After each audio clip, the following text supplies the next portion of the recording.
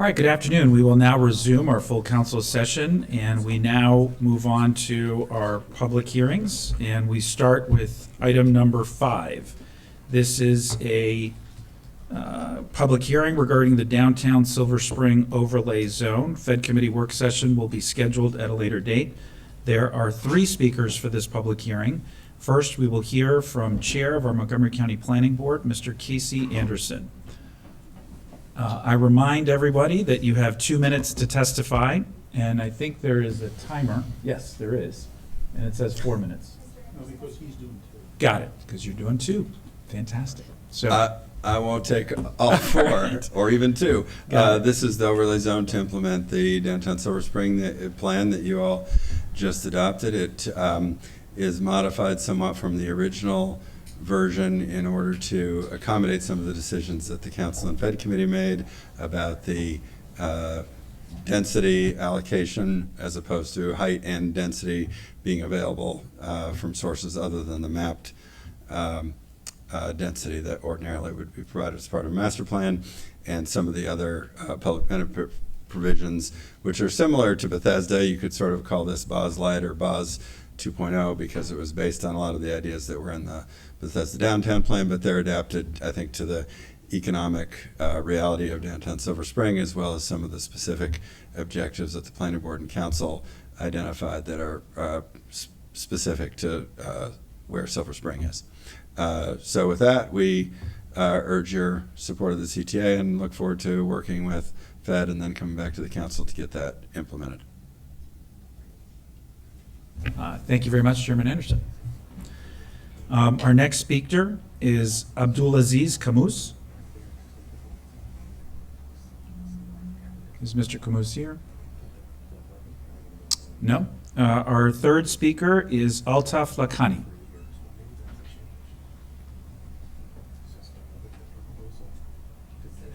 Anywhere, yeah. Yeah, you just want to hit the button to speak. It's the... Got it. You have 2 minutes. Okay. I'm Altaf Lakhani, and my concerns with this being implemented is that I have a few locations in this Silver Spring area that I own, and they're close to each other, so I can transfer density. The issue would be that if this provision prevails, that the density transfer, the value will go down substantially. So I'm opposed to that. So my concerns are, they're worth about a few $1 million that I would lose if this happens. So I'm against that. So I just wanted to voice that opinion. Thank you. Thank you. You are on the record in opposition. Oh, Councilmember Reamer has a question. Just wanted to ask you, sir, so that's because now property owners could buy density from the county, and before didn't have that option, so they would buy from a nearby property owner such as yourself? Is that Yes, so there are 2 properties that I have, and one is directly across from the Purple Line Silver Spring stop. So for last 5-6 years, including Bazzuto was involved in this, wanting to buy density from a adjoining location of mine, which they could do, and they would pay $55 a square foot.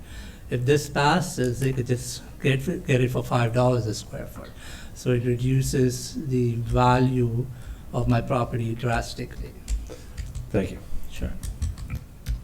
Thank you very much for your testimony. Is Abdul Aziz Kamouz here? Nope. All right, that is it for our public speakers for ZTA 2203. That public hearing is now closed. We now move on to the 6th item on the agenda, which is a public hearing regarding ZTA 2202, density and height limits parking, biohealth. A Fed committee work session will also be scheduled at a later date. There are 3 speakers for this public hearing. We start with Mr. Bob Dalrymple. Good afternoon. My name is Bob Dalrymple. I'm an attorney with the law firm of Selzer Gervich, speaking to you virtually on behalf of Stonebridge. Thank you for accommodating me. I've also submitted written testimony into the record, which you should have. This zoning text amendment originally was broader than the form in which it's in currently. It has been amended. It previously provided for opportunities for bioscience, health campuses, and some broader issues which have been addressed in other manners, including the previous item with the Silver Spring overlay. The ZTA that's before you now and that we are supporting is targeting urban properties for bioscience tenants. The key elements to it are really allowing for balancing to allow full commercial use of the FAR, the mapped FAR for property, and also to allow increased building height due to the need for higher floor-to-ceiling floors for bioscience tenants. It's specifically limited to properties with mapped height or averaged height of 100 feet or less, allowing a multiplier by 1.5 times, which is really allowing for the sweet spot to address the needs of bioscience tenants. This is another tool in the toolbox for the county to continue to attract the bioscience industry to the county. We ask for your favorable consideration of this text amendment to allow even more opportunities to come along. Thank you. Thank you, Mr. Dalrymple. We have Chairman Anderson here, who is going to speak to this item as well. Chairman Anderson. We support the ZTA. We appreciate the sponsor's leadership. We think it's good. All right. Luckily, he's not paid by the word, everyone. All right, thank you very much, Chairman Anderson. Next, we have on our list Carolina Medrano. Is Ms. Medrano here? No? Next, we have Doug Furstenberg.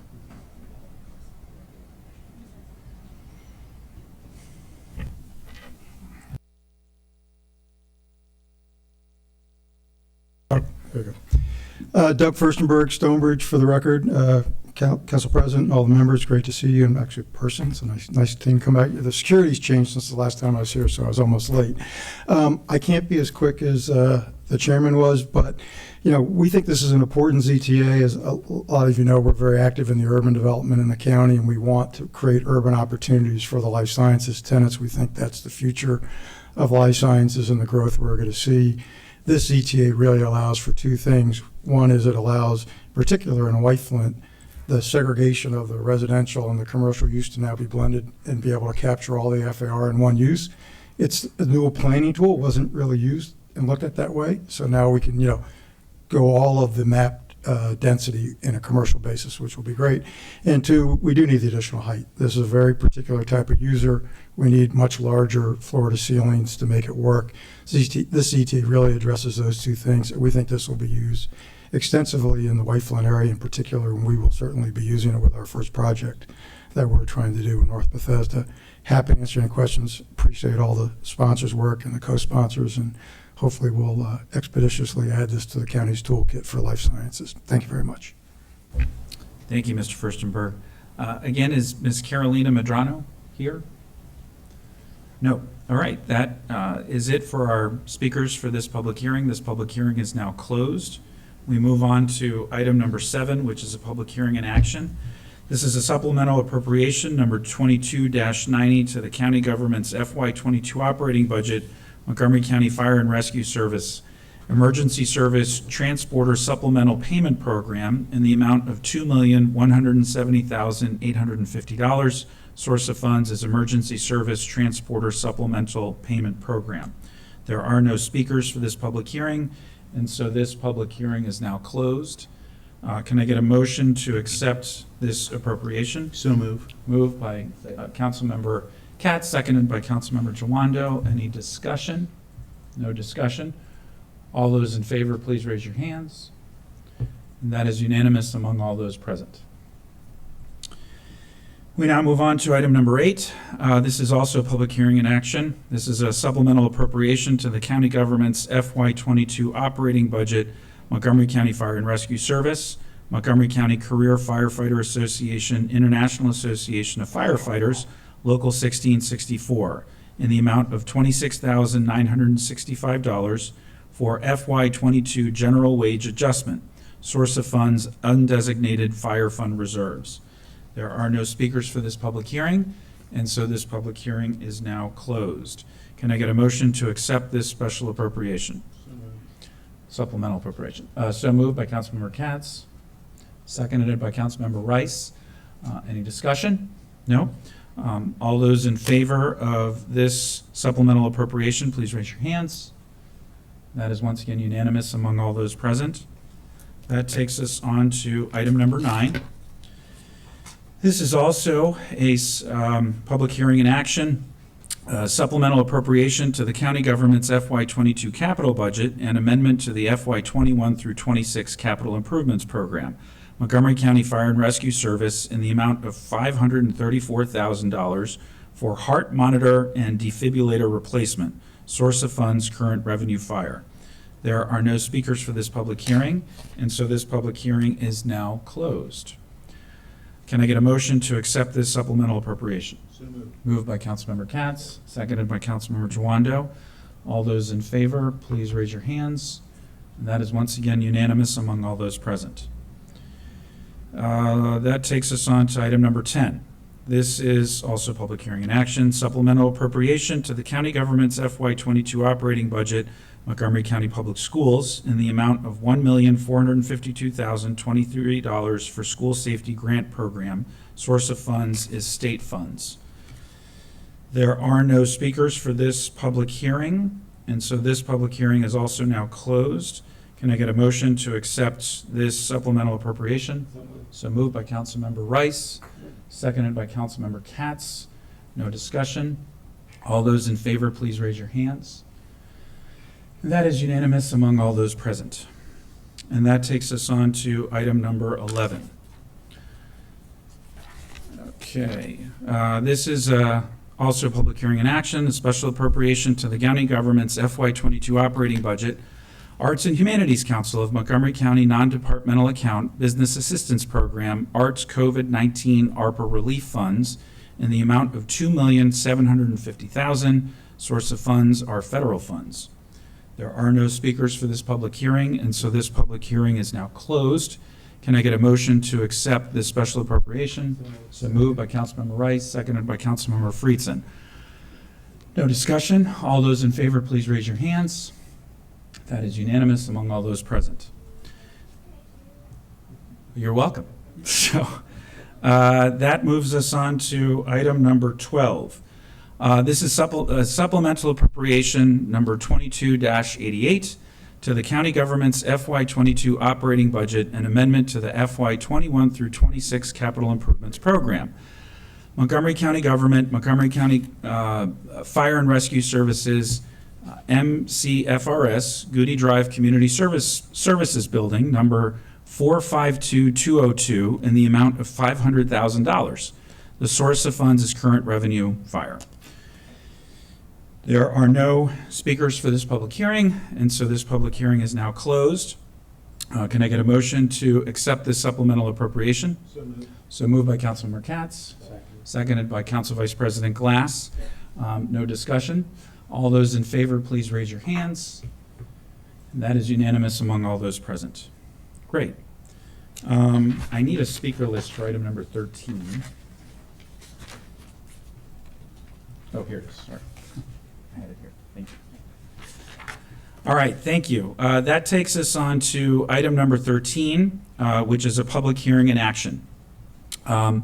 This is a special appropriation to the county government's FY22 operating budget, Department of Police COVID-19 ARPA relief funds in the amount of $731,125. The source of funds are the federal aid. We have 4 speakers for this public hearing. I'll note upon completion of this public hearing, we do have speakers on behalf of the executive branch who are here to provide an overview and an update on this particular request and be able to respond directly to questions from colleagues about the status of it. So we have 4 public speakers signed up. The first public speaker is Mr. Dalbin Osorio, who will be testifying virtually. Dalbin?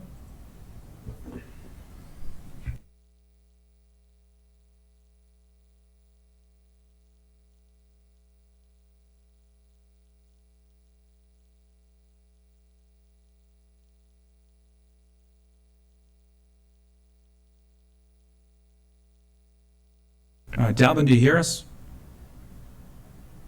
Oh, I'm getting a note that he is not present. Next, we will hear from Robert Vega.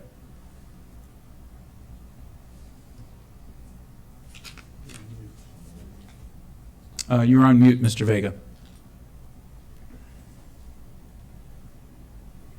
Can you hear me? Now we can, yes. Okay, thanks.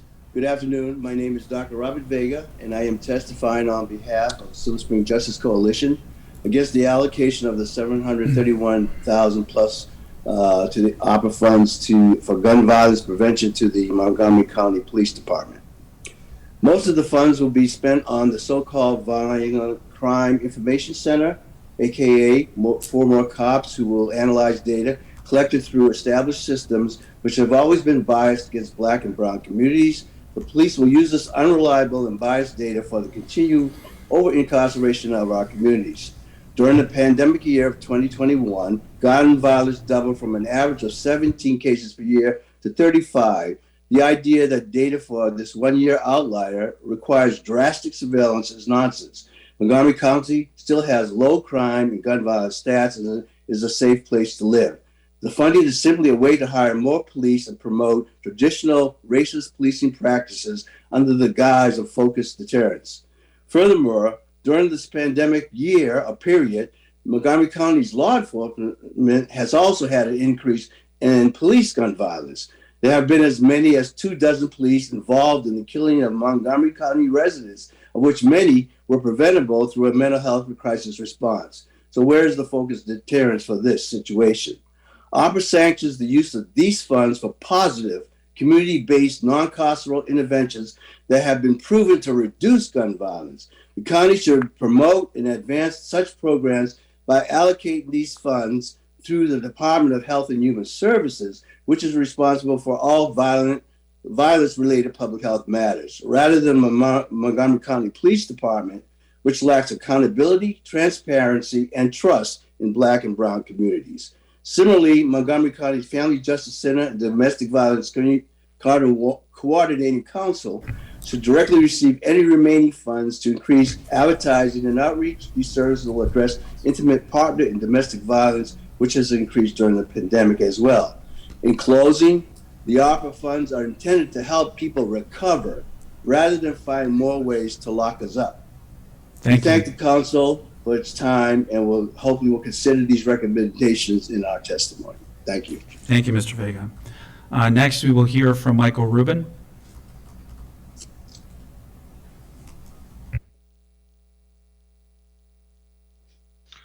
Good afternoon, members of the council and fellow community members.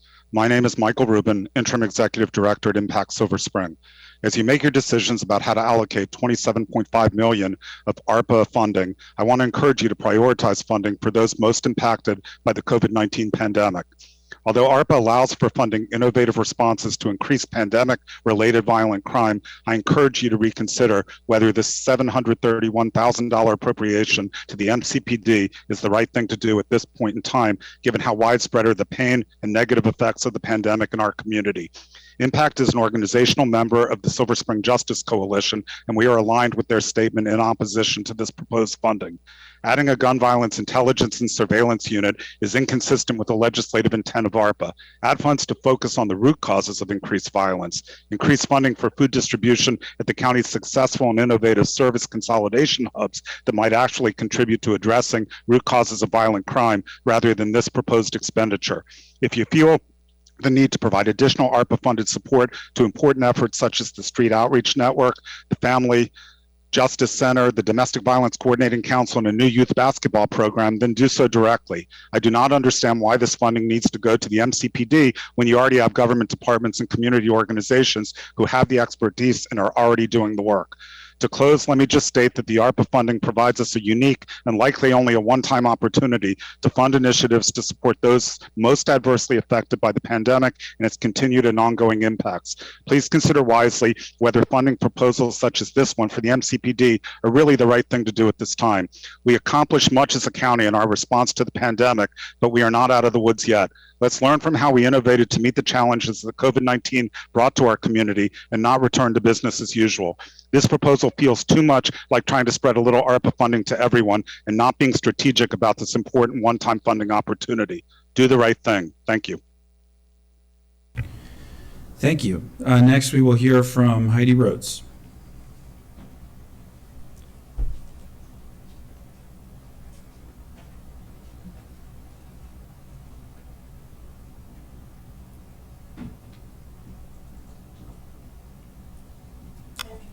Not yet. There you go. Thank you. Good afternoon. My name is Heidi Rhodes, and I live in Colesville, Maryland. I was an analyst for the National Security Agency for over 30 years before retiring and joining the work of Jews United for Justice. Today, I'm testifying on behalf of JUFJ against the special appropriation for the police department from the COVID-19 ARPA relief funds.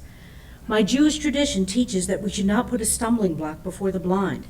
We must proactively remove the barriers that prevent members of our community from thriving in our county.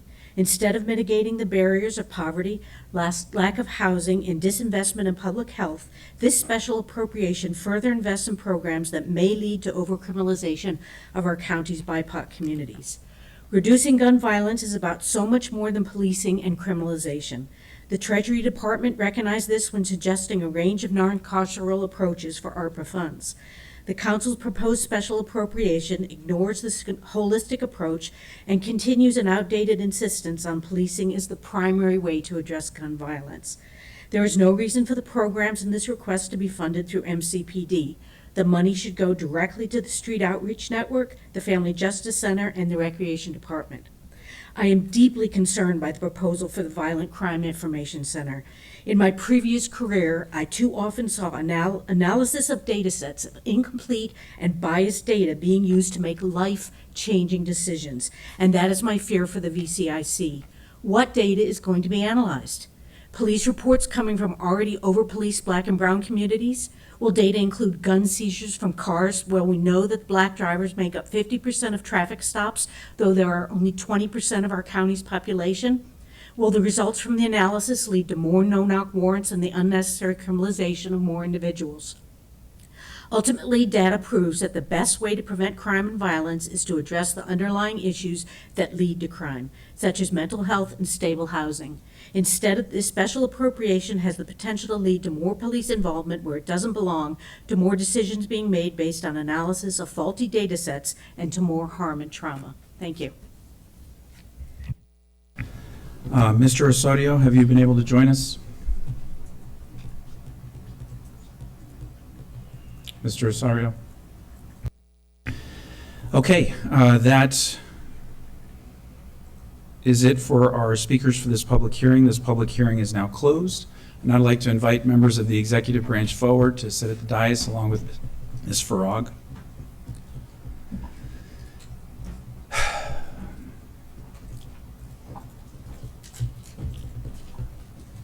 Thank you all very much. Let me provide just a little bit of context and background, and let me begin by thanking the members of the community for coming and speaking this afternoon and expressing their concerns and questions. I also want to thank our Police Advisory Commission, whom I had the opportunity to speak to last night virtually over their deliberations over this important issue. For a little bit of background and context, about 6 months ago, we had received numerous concerns raised by a number of members in the community regarding a significant rise in crime that we were seeing across the board. We had a public hearing to discuss the rise in crime issues, and there was also a closed-door session before the council to talk about some sensitive matters with regards to some of the rising crime rates across our community. This, unfortunately, follows a trend nationally coming out of the pandemic that we are seeing that's endemic of the ongoing challenges directly as a result of the struggles that our families have faced during and after the pandemic. Last year, Montgomery County Police confiscated 523 guns, 72 of which were PMFs. These are privately manufactured firearms, or also known as ghost guns. So far this year alone, Montgomery County Police have confiscated more than 727 guns, 105 of which are privately manufactured firearms, and we still have 6 months to go left in this particular year. We saw a 40% rise in gun sales during the pandemic, and we have also seen a significant increase across the board in illegal firearms that have entered into our streets in a manner which is terrifying. This is almost the 1-year anniversary from a 14-year-old boy who took the life of a 21-year-old young man in front of his 13-year-old and 9-year-old brother on the courts of the Plumgar Community Center. And as we saw at Magruder High School, we have also seen a rash of incidences that have understandably raised concerns for a number of us. I've been in the positive youth development space for more than 20 years, and I have had the opportunity to work with a number of my colleagues throughout the community right now, and all of us have expressed deep concern over what we're seeing in the community right now. I had the opportunity on Friday to attend the first Summer of Peace event organized by the Street Outreach Network, which was an extraordinary effort that will undergo all through the entire summer of trying to provide safe places for our children, youth, and families to be able to gather and have fun and engage. And we absolutely have to address the root causes of these issues. And when you look at the line items that were passed in the budget that we passed 2 weeks ago, they included the expansion of wellness centers in all of our high schools, the expansion of mental health services and behavioral health services, an expansion of out-of-school time programs and services, all of which we need much more of. But we do also need to recognize what is happening on the ground right now. And so I know that there have been some recent personnel issues within Montgomery County Police, and the civilian assistant chief who had been testifying in favor of these funds and had originally requested much more than this, and the underlying concerns that have been raised in the transition as we go through this personnel issue have also raised concerns about the status of this program and service and these particular line items. So I want to thank the executive branch on short notice for coming to us today to respond to questions that my colleagues understandably have about the status of this particular initiative. But I will now turn it over to Ms. Farag to provide us with a little bit more context and background, and then I will actually turn it over to Dr. Stoddard to talk more specifically about the efforts of the executive branch as a whole to address some of the rising violence issues that we're seeing across the board in our community. And we have representatives from MCPD here who can answer questions specifically with regards to line items with what has been presented. But one question has been raised, Ms. Farag, that I'd like you to incorporate into your comments, and that is why we're using ARPA funds for this, as opposed to why it has been requested that we use ARPA funds for this, and maybe Dr. Stoddard, you're in a better position to respond to that. But that has been a fundamental question that has been raised both by colleagues as well as the members of the community. Ms. Farag, I'll turn it over to you. Good afternoon, everyone. When Council directed Council staff to work with our various departments in order to come up with proposals for ARPA funding, Carlos Camacho and I, former analyst here, worked with the Assistant Chief in the Community Resources Bureau to come up with some public safety issues with programs that address the public safety issues that Silver Spring in particular is encountering, as well as the US 29 corridor. When the Community Resources Bureau provided their proposal to us, it was actually about $7 million for a year. It was pretty obvious right off the bat that at least half of it was not eligible for ARPA funding from the get-go, so that whittled it down to about $3.5 million. And I further refined that to meet two objectives of mine. One is that every policy or program that's proffered today is an evidence-based program. And the second one was, to the extent possible, to get to the root causes of violence and address the root causes of violence. And there has to be an enforcement component in the police department, and to the extent that there is enforcement, that it is narrowly focused on the people who are actually committing the violent crime, so that it avoids, to the extent possible, the historic harm, community harm that's been done from over-policing. So this really narrowly tailors using data synthesis, real-time crime analysis to the people who are committing the violence. And there are national studies that show about 1% of communities can commit up to 50 to 60% of the violence in that community, right? So it's not most people are law abiding. We don't want to bother them. We want to focus and deal with suppressing the violence that our community is experiencing. You ask why it's ARPA funding. The ARPA funding is available for the pandemic-related community violence that we're experiencing now. It may not necessarily, I really hope it doesn't continue past real recovery from COVID when we get back to much closer to normal. I hope it doesn't. But all of these programs are pilot project programs, even though they're evidence-based.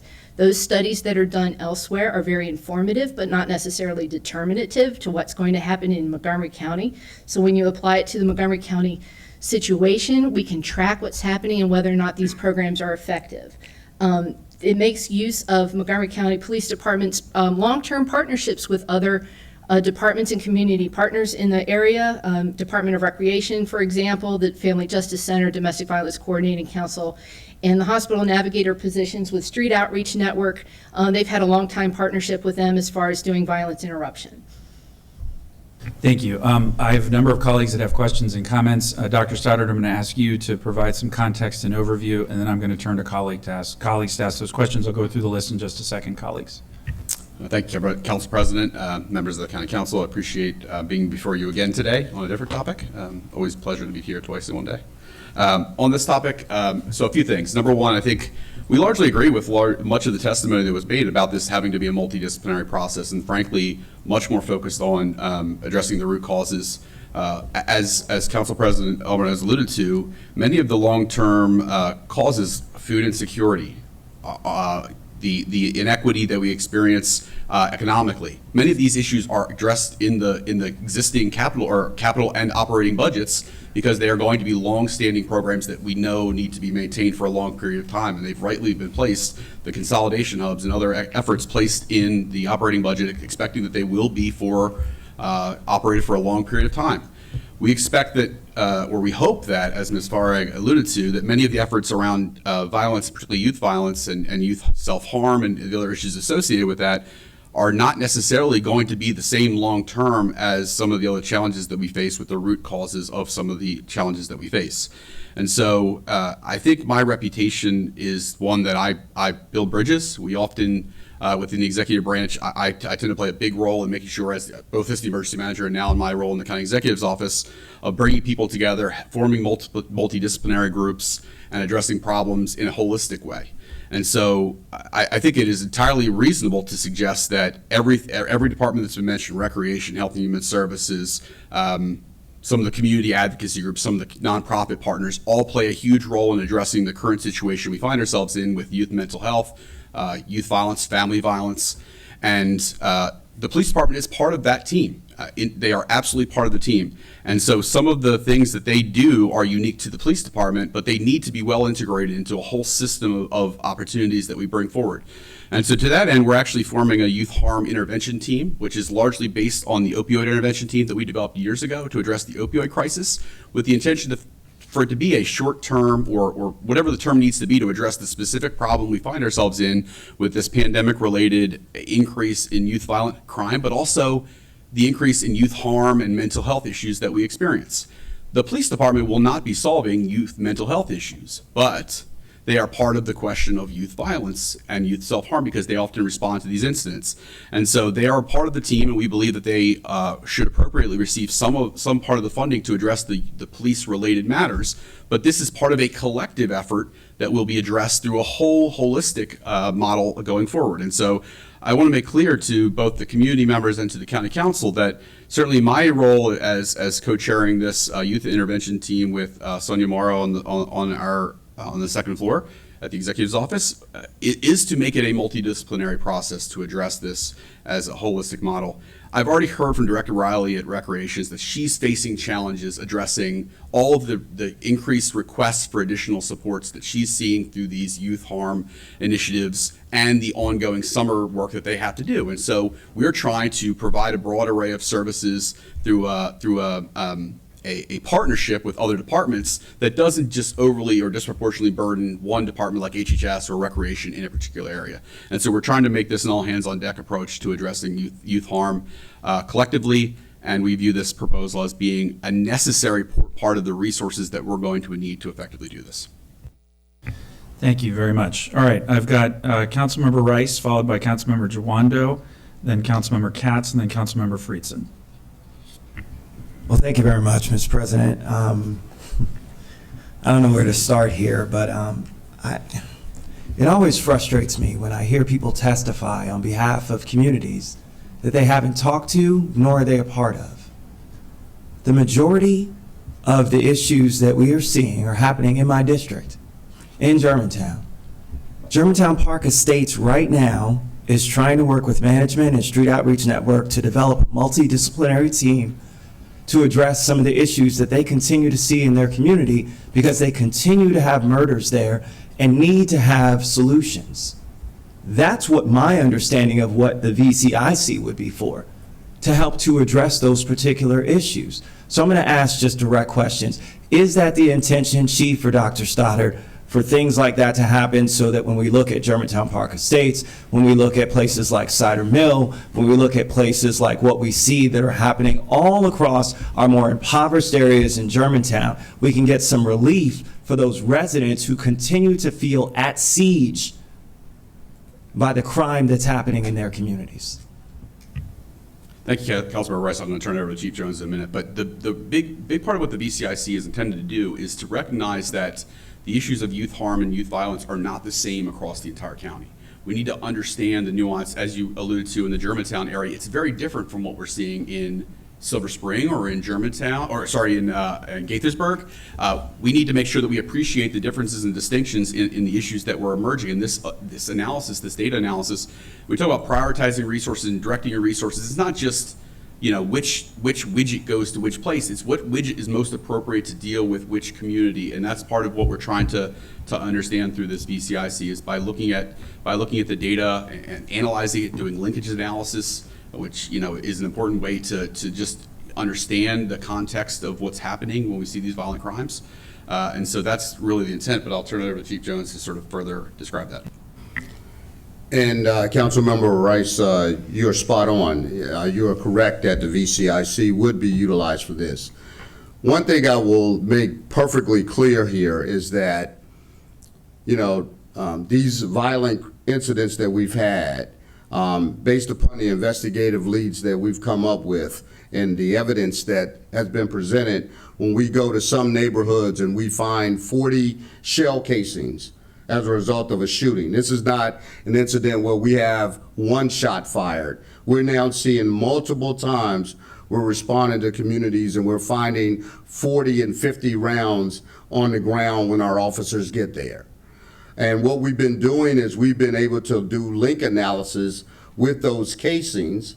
And what's very interesting, the findings is the fact that we find that these individuals who are firing these weapons in other areas of Montgomery County, as well as the Washington, D.C. metropolitan region, whether it be Frederick, whether it be Washington, D.C., or whether it be Prince George's County.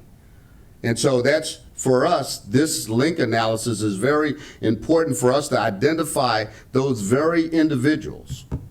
Generally very few individuals, but those individuals who are going and terrorizing communities.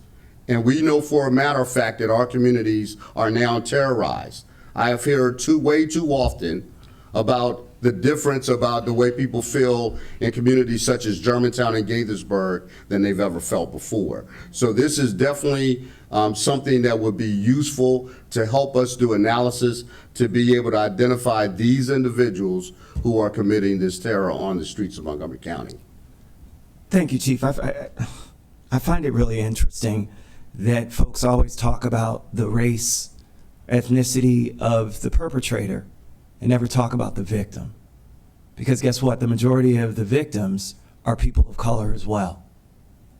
That's what we're seeing. I know because I know all the victims, because I sit at their vigils. I go to their funerals and I talk to them over and over again as they cry, talking about the loss of their family members. It's important for us to remember that we are trying to hold a balance. We are not trying to over-police any place. But at the same time, we are also trying to protect those people of color, of lower socioeconomic status, who are just trying to live their lives here in Montgomery County. I will never forget the man who came up to me at the vigil at Plumgar on the basketball court who said, I'm never going to be able to let my child play at this playground again. That's sad because when I first ran for office in 2005, it was Joe Nelson who insisted that I put forth a state bond bill to build a brand new recreation center at Plumgar, because I wanted to bring something to this community that I had seen had not been there for so long. And to have that robbed of the community is not something that is okay. It defies the legacy that I've tried to create in terms of my contribution to the community that I love. And so, yes, I am going to support us to make sure that those people who want to have those lives that can take their kids to a playground and not worry about being shot up is something that is just the same as it is in Potomac or in Bethesda or in Rockville. Because I don't have moms and dads coming to me from some of those areas because I represent Darnestown and North Potomac. And I don't have parents coming to me saying, I'm concerned about my child being shot up at that playground. And they go there and freely play right on 28 without even a thought or care in mind. There should not be a difference. And if we do things right, working with our street outreach network, working with recreation department, doing creative and innovative things, all kinds of ways that we can reach our young people. As you heard from the council president, it is more than just this. If this were the only thing that we were doing, certainly I would say, well, wait, we have to do other things as well. The reality is we spent millions and millions of dollars. We have high school wellness centers that are going into all of our high schools that we just put in the budget. So please don't tell us that we're not doing other things. Please don't tell us that this is not a multifaceted approach. Please don't tell us that we should be focusing on mental health when we have done everything around putting as many mental health counselors in the public and in our schools as possible. Enough. We are doing everything we can, and we owe it to our community to make sure that we try everything we can to ensure that they feel safe. I can't believe that still in this time frame, we're having conversations like this around saying that we're over-policing or endangering the community, when the true fact is that the community is already in danger and it has nothing to do with the police department. It has everything to do with all of the things, systemic racism. It has to do with all of the historic injustices when it comes to health inequities, all of those things that have nothing to do with police departments. You want to get mad at somebody? Get mad at the people out there who went to January 6th and said that they want to go back to those times. That's who you should be spending your time talking to, not to our police department who's trying to protect some of the very people who we are all saying we're looking to protect.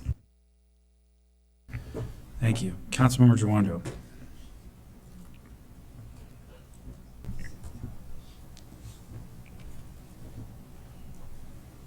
Appreciate it. Thank you. Chief and Assistant Chief, thank you guys for being here. Dr. Stoddard, thank you for being here. Thank you for being here, sir. Couple questions about the process. One of the things that when I talked to the council president about this, and I appreciate him allowing us to have the discussion, this particular use of funds didn't go to committee. I understand a lot of things didn't go to committee because we had the budget. There's a lot of reasons for that. I was actually involved. This is one where the language that I think you're using, Dr. Stoddard, I want to confirm it, the Arpa Funds here, that the Treasury guidance that says that Arpa Funds can be used to respond to an increase in gun violence associated with the pandemic. Specifically, funds may be used for, quote, evidence-based practices like focused deterrence, street outreach, violence interrupters, and hospital-based violence intervention models, complete with wraparound services such as behavioral therapy, trauma recovery, job training, education, housing, and relocation services, and financial assistance. That language, a group of local elected officials, we actually met with the White House on several occasions over several months when the ARPA guidance was being drafted and advocated for a pot of funding in ARPA that would be allowed for us to be flexible to use for these types of things. And this is what came from it. So we were all very happy when that happened. The issue that seems like a little bit of a misalignment for me, and I'm very glad to hear the focus on violent crime. That's what I think police should be focused on. I've said that many, many times, and I think there's a role for these types of programs in certain scenarios. But for this pot of funding, well, one, is this the pot of the language you're using in ARPA to justify the allocation of these funds? If not, what are you using? Let's start with that. That's correct. That is the line item that we're referencing when we made the submission. Okay. Well, I can tell you, as someone who was involved in it, it wasn't what we were thinking. You know, when we suggested the language to the White House officials. That being said, there's certainly a use for violent crime analysis, you know, in other scenarios, and I would think it'd be more appropriate is how is this going to continue? This is one-time funding. How's this going to continue? Is this going to be a base budget thing going forward, or what's the plan there? The thought would be that we review the way this process works with these funds and determine whether there's anything that needs to continue moving forward. I don't want to presuppose that this would continue after this one-time funding. We'd have to, this is why we're using contractors. You know, what's the appropriate resource to address this long-term if there is a need to do it long-term? So there is no presupposition that this is going to be something that gets extended beyond this one-time funding. So these 4 crime analysts would be contractors on a 1-year contract? Correct. Right. Okay.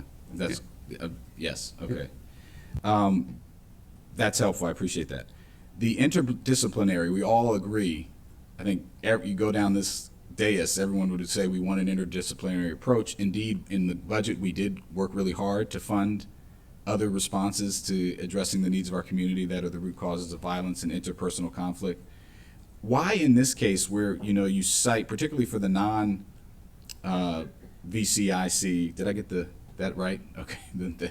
The crime, why did we not put that towards the actual departments that, like HHS or recreation, and why are we putting it in the money in the police department? I think in this, I mean, I'll let the, I wasn't as involved in the direct development of exactly what was formulated together.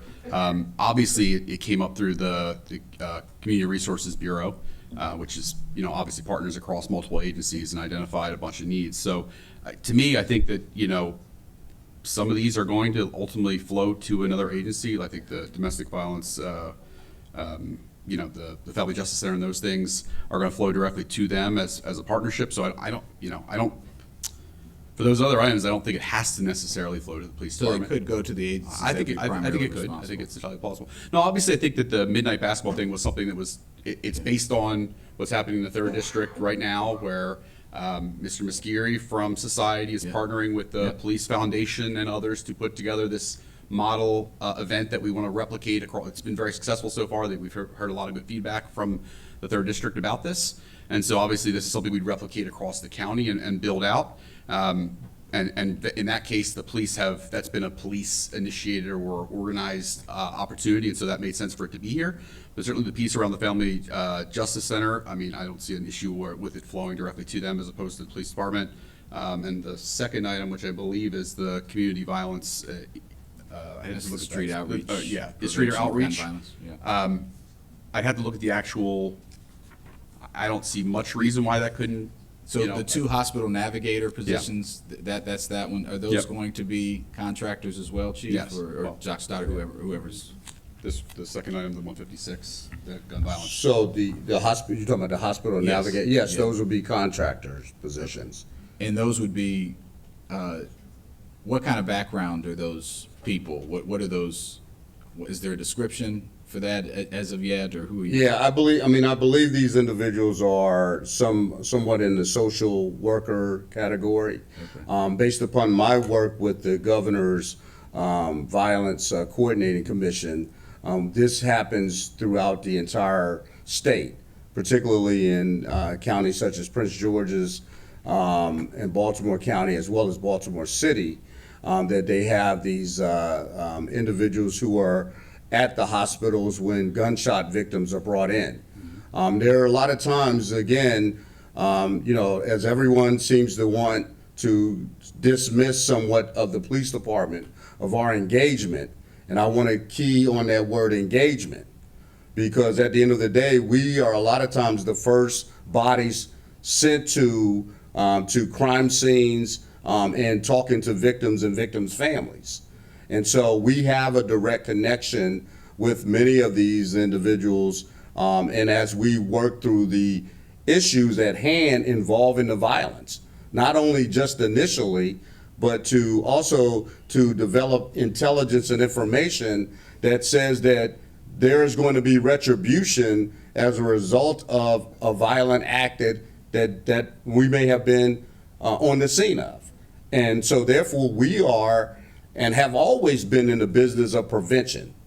And so as much as everyone seems to sometimes put us in a bucket that says the only thing is we respond to crime, one of the main issues that I've always lived on from a policing aspect is to be most engaged in preventing crime. And so that's important for a police department, to prevent crime from happening and to keep communities safe. And so many of these other initiatives that, again, as is noted, really goes into a line with community policing, which this council has fully supported.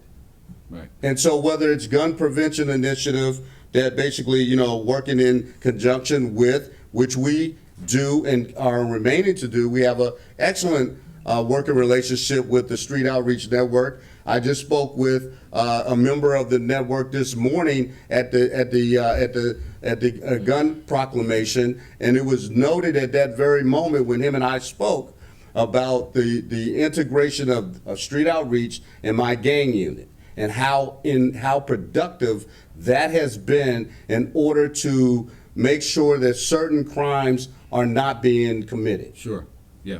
I mean, look, we all want to get to the place where we have the right balance of prevention activity and enforcement, obviously, and protection of our community. I think, you know, again, I go back to the process, you know, so you're hiring these social workers, they're in the building. Are they then witnesses to that you use as witness to use their information? Like, I just don't know. You know, none of this has been discussed. That's a big concern I have.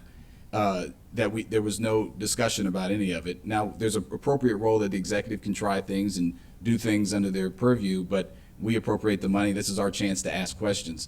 And so that, just going forward, on especially something like this where you're using the language that you use under the ARPA language that was meant for primarily prevention things, activities. So I have concerns about that. We want to try things that work. We want to be innovative. I understand that. It sounds like you're doing some of this stuff already, like the link analysis, because I think, Chief, you talked about some on your current resources, you know, and so I have also a question about the scale. Now, while we have had an increase in gun violence, I understand that, and it's significant, and for all those families, it's very significant for our community. Thankfully, we haven't had the level of some other major cities and you know, that use these types of focused deterrence and link analysis on a much broader scale, Chicago, Baltimore, other places. Do we not have, so that's why I asked about, is this going to be in the base budget? Do we not have the resources now? It sounds like you're already doing link analysis, you know, even going from like, you know, 30 to 70 gun cases.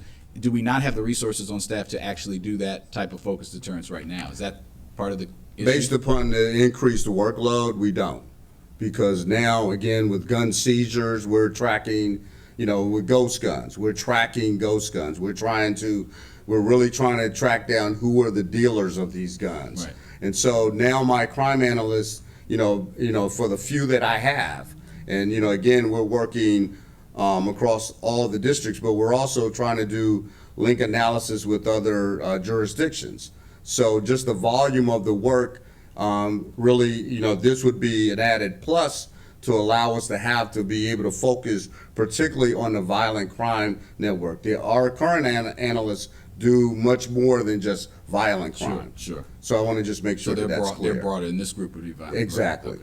Right? Okay. Well, again, I think we do need focus, and I'm wrapping up, Mr. President. We do need focus on violent crime. So I just don't know if this was the right fit for this type of funding, but I understand why this is helpful to have me, at least as one council member, and I think some of you are hearing from the community to understand why you're putting it forward. Can I say one Yes, thing about the hospital please. navigators, because I think that's important. So their role, obviously, Suburban being the trauma center, so that would be the place that would typically receive the victims of gun violence in Montgomery County. The goal there is when the person has experienced gun violence, is one of the best. This is the same thing we learned in the opioid. When someone has had an overdose, is one of the best opportunities to intervene with them, have them understand the potential consequences, and to prevent the incident from escalating into a back and forth that can often happen in these incidents of gun violence where, if it's a conflict between two groups, someone gets shot and they often will end up having some sort of retaliatory action. So the goal there is to have the social worker intercede at the point of the individual victim to try and get them services and link to services that will hopefully prevent future acts of violence associated with that originating incident. And so that's really the goal of having those social workers in the trauma center, to be able to respond to those victims and their victims' family to try and get them services that can help, prevent this from escalating further and get the person the resources that they need to address the fact that they've been, shot or stabbed or whatever it is from a act of violence. Yeah, and last thing I'll say is I appreciate that. I think we have had a large discussion since I've been on the council, even before, about what is the appropriate role of who does what, who provides those services, because we do have disproportionate contact. It's a fact that there's disproportionate contact, and we have to find ways to minimize that.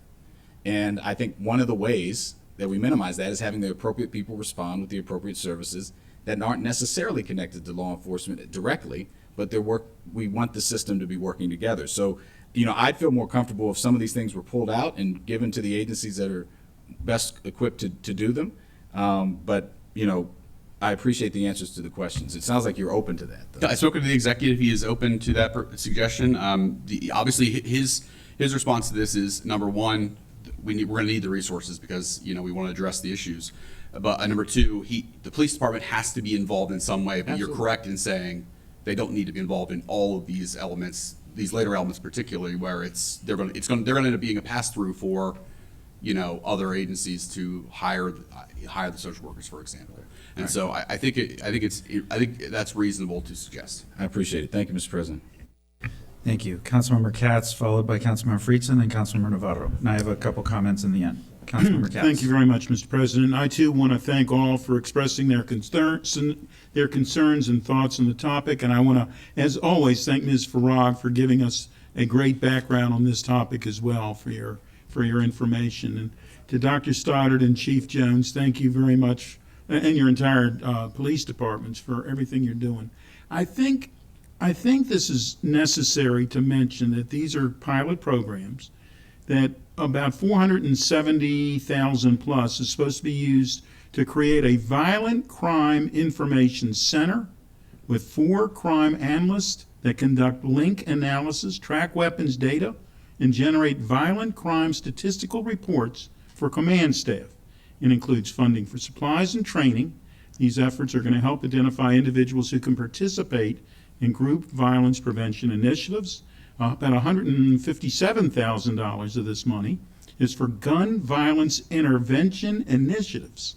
This violence prevention is a best practice. It requires partnerships with the Street Outreach Network and Health and Human Services.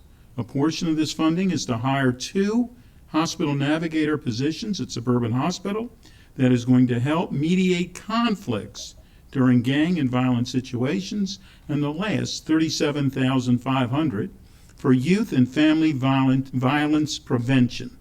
This initiative is going to allow for much broader advertising and outreach regarding the county's domestic violence.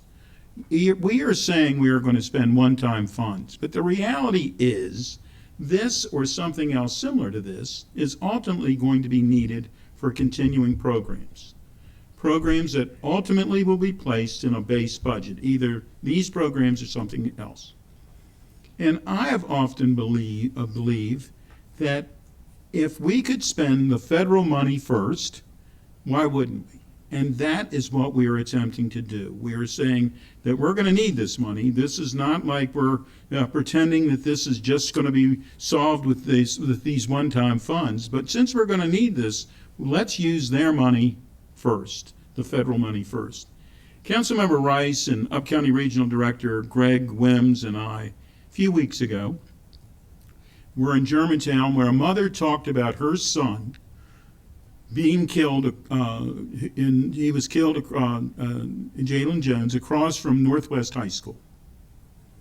It was a gut-wrenching day, and I want to congratulate the police department for making an arrest in that murder, and I understand there's possibilities of ongoing investigations as well. But the chief is spot on to say that these are needed to prevent crimes. If we can have programs, if we can have people sit down to prevent a crime, so that Councilmember Rice, Mr. Wims, and other members of this council and the county executive never again have to see the horror of a mother speaking about her child's murder, we need to do that. We need to do it as soon as we can. We need to give the resources to a variety of departments to get us to, so that we can prevent that.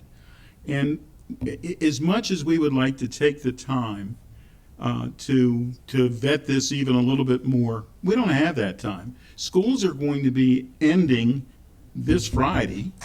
We need to make certain that when our young people, when our children are on the street or in the communities, that they have, that our departments have the resources necessary to keep our children safe.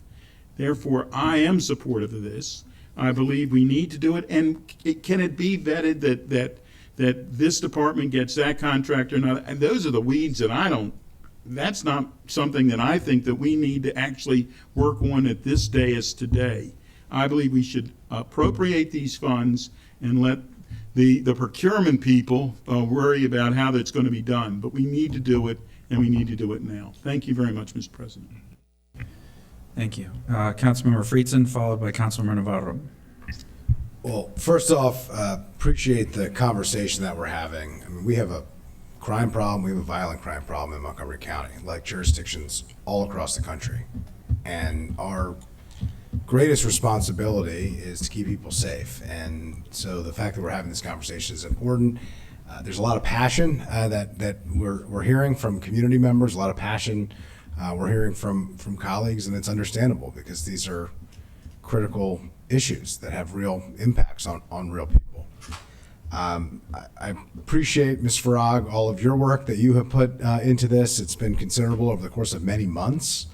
This didn't just show up here today, and appreciate the executive branch, police chief, and the department for all of your work, Dr. Stoddard, for your work as well on behalf of the executive. My main concern is over the fact that we're calling this a pilot program, and we're using one-time revenue. And it's hard for me to justify that it's a pilot program based on what's presented to us today. Half of it is for services that are intended to be ongoing, and the other half is for personnel. You know, they're contracted personnel. We have base budget contracted personnel throughout the county budget. It would have been my preference, frankly, to have this as part of the operating budget discussion. I think there's a lot of important items in here. I think that would have been better. And whether we then supplemented it in the end with ARPA funding based on the appropriateness, I think that would have been a better approach. But we're past that point. We've already approved the operating budget. It's too late for that.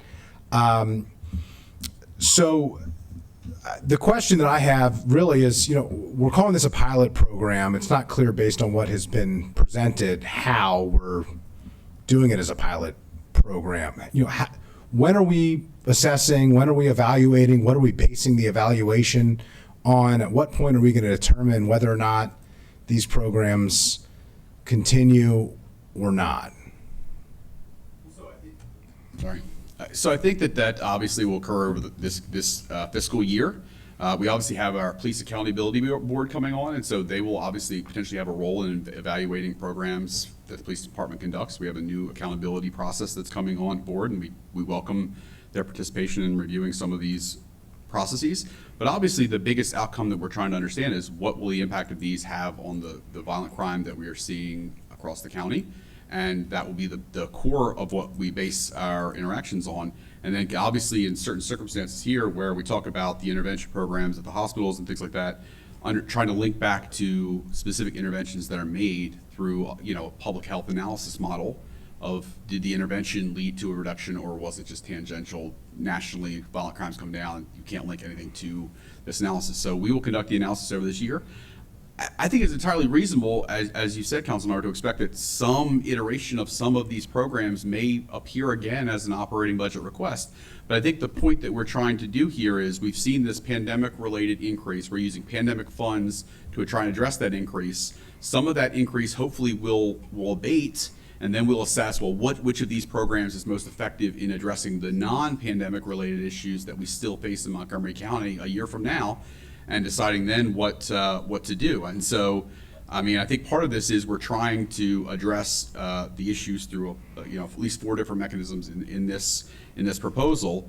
I don't think all 4 of them will necessarily reappear in the same format that you're seeing them today, which is why it's an evaluation process. And, you know, I certainly, you know, if the council wishes to have reports on periodic basis of the implementation of these programs, we're happy to provide them. But I think that ultimately, you know, the assessment will be based on what we see in terms of violent crime reduction across the county. But realistically, if it abates, then you would eliminate it? I mean, Well, not isn't necessarily. the interesting dynamic here? If it abates, then maybe you don't need it. But isn't it the whole point? If it's abating, it means it's working, and so you would keep it. But if it's not working, I mean, based on what you said, it doesn't really make sense to me because you would look at the, I mean, well, clearly if you see no abatement, you would say then these aren't working, and then, so therefore we don't want to do them. But my point is, we may learn something about, you know, is 4 too many analysts? Do we not need as many analysts because the crime has gone down? Maybe we only need 2 permanent analysts. Or maybe, you know, maybe the hospital maybe it really needs to be 3 navigators at the hospital, or maybe it's not just at the hospital. Maybe we need a navigator at the hospital and a navigator somewhere else. And so my point is that, you know, part of this is assessing the actual model that's been proposed to see whether that model is the exact thing that gets replicated or not moving down the road. And so so I think these are ongoing programs. I really do, and I think, you know, they're evidence based. I think that, you know, there's some, you know, real positives, you know, potentially here. I think coming out of the pandemic, we've talked about the next normal. We have to be willing to try new things. And so I agree with that insofar as using federal funding to do that. I do think and would propose that if we're going to call this a pilot program, it actually has to be a pilot program. And so we need to have an evaluation. I'd like to see the council get a report back, you know, by, I don't know, July 31st of what the metrics are going to be and how we're going to judge success, you know, based on the public health modeling and the public safety analysis that you raised earlier. And then by a date certain in the fall, and I'm open to, you know, a time frame, but it has to be a time frame before the base budget is proposed. You know, the departments are coming to the executive in the early fall with their base budget proposal. So we need to have this analysis at some point somewhat aligned with that process, or else this isn't really a pilot program. So I would suggest those 2 things. We got to know what we're measuring, what we're judging, how we determine success. We don't have to determine it today, but we have to have it so that we can make that decision. And then we need to come back before the Public Safety Committee and or before the full council and assess, is this working or is it not working, and are we going to include it in the budget? If we do that, I'm willing to consider this an actual pilot program. I'm not, you know, it's not the best way to handle it, which would have been during the operating budget, but it's at least a little bit, it makes me a little bit more comfortable. And, you know, with that, I'd be willing to move forward if colleagues were comfortable with that approach. Okay, I've got Councilmember Navarro, followed by Councilmember Reamer, then Councilmember Jawando. Thank you. So when I look at what's included here, it is very familiar because we have had, I mean, a lot of joint committee deliberations on where this council, with input from the community, given an opportunity to redefine, and then of course COVID comes and just redefines a lot of things for you. But when I look at this, it is aligned with many of the things that we have talked about vis-a-vis how do we, when we talk about reimagining public safety, how do we create some sort of a seamless connection between police activities and, positive youth development, looking at innovative ways of being more authentic and culturally authentic about connecting, especially with victims. Because, when Councilmember Rice was talking about what was seen in Germantown, and we know that we are in a crisis. We definitely are in a crisis. Side note, I really do believe that the Street Outreach Network workers, the staff, are like some of the most, extraordinary unsung heroes, because what they're doing out there is kind of quiet work, but it's so critical.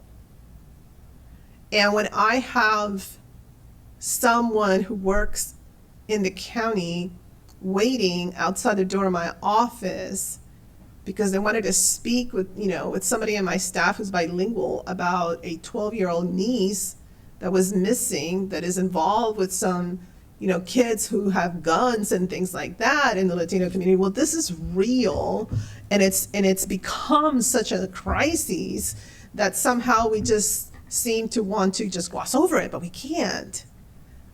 So when I read this, I'm a little bit confused, because I'm like, why are we spending all this time talking about this? We said that we wanted to align the police work more closely with community policing, with positive development and strategies. We want it to be innovative. And to me, that's what these funds allow. It does allow for some innovation. I hope it's not just a pilot, because to be honest, these particular kinds of interventions are important. They're innovative, but I do hope that we incorporate that.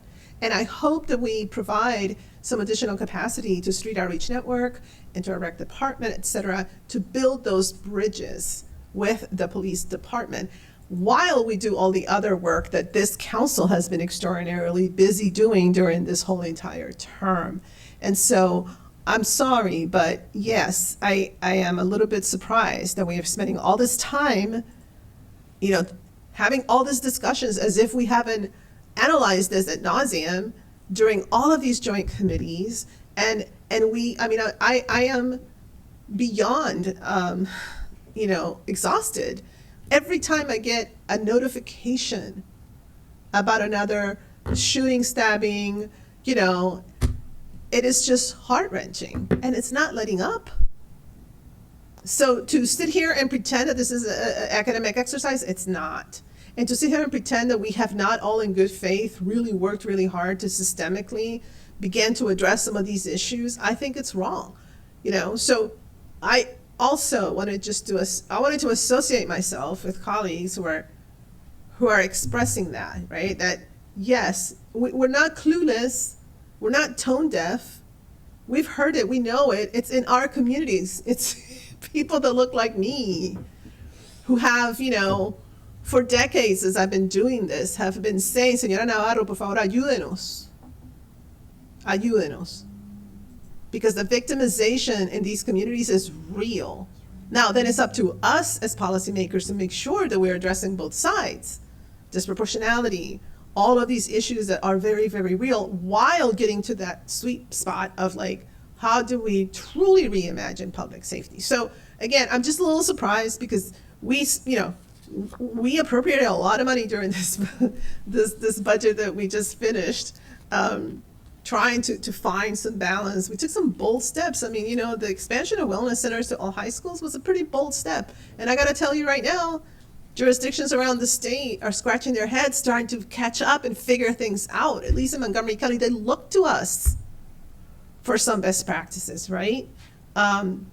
So, yes, fiscal responsibility. Obviously, as chair of GO and fiscal policy, of course, I want that. However, we figure that out, that's great. But if we get to use ARPA money to innovate and to help us further what we've agreed should be our policy positions, then I think it's a well-spent funds. And if it's going to save lives and it's going to protect people, so be it. I think it is really important. So thank you, and I will be supporting this. Thank you. Councilmember Reamer, followed by Councilmember Tawando, and then colleagues, we still have a lot more to get through this afternoon, so let's try to press ahead. Councilmember Reamer. Thank you so much. Thank you very much for all this great conversation. Appreciate my colleagues' comments. I guess I'm just taking away a few things here. First of all, to me, many of these are things that are pretty urgently needed. More athletics programs for kids. Hospital navigator positions to work with crime victims. These are things that are responsive to the immediate issue that we're experiencing in this community. And this came forward to us from our police department. That's how it came to us. And that is why it was structured the way it is. Councilmember Friedson has made the point that it would be useful to have metrics so we can evaluate effectiveness here. And Councilmember Tawando has talked a bit about how, for example, Street Outreach Network is typically an HHS, and Dr. Stoddard, you said that you'd be open to doing it that way too. So, I guess I'm not sure that I have a additional contribution to make here, other than it's the nature of a proposal that's coming to the full council without having had time for committee deliberations, so we're having to do it here. And I do think that having a more data-informed strategy for violent crime could be helpful to all of our initiatives, so on and so forth. So, okay, thanks. Thanks. Councilmember Tawando, then I'd like to make a couple points, and then let's try to move on. Yeah, appreciate it. We all want the same thing here, and I'm really trying hard to focus on that and not get into the rhetorical side of it. We do have to do same things at once. Can we move the HHS money out of the $156,000 for gun violence and get that to HHS, and then they part? Okay. We have no objections to that. No objection to that from the administration. So, and then the $37,500 to the Domestic Violence Coordinating Council. Can we logistically do that, or where does that operate out of? Well, the only thing I would state here is, in domestic violence cases, we are often, again, on the front lines. Yeah. Okay. The Family Justice Center comes into place afterwards. Okay. So, it's not that it's logistically impossible, but I think it's, when we look at what are our strategies in order to prevent domestic violence, we play a major role with the Domestic Violence Coordinating Commission as a part of it, but it's not solely. That's not what that funding is solely for, but it's more about outreach as well. So everybody plays a role in it to include us. So I would just make that point. Yeah, no, that's what I was asking you before I made a motion. And so the only thing I'll do, Mr. President, and then Jason, Ms. Carey, and I've talked about the 3-on-3. My knees hold up, I'm gonna sign up. So I'll see you for that. And I think that's a good program, the Midnight Madness that we used to do. So I would like to move, Mr. President, that we would move the 156 for gun violence prevention that compart with the Street Outreach Network component with the Hospital Navigators out of MCPD to HHS. Moved by Councilmember Tawando, seconded by Councilmember Reamer. Is there any discussion? Councilmember I Katz? have a question.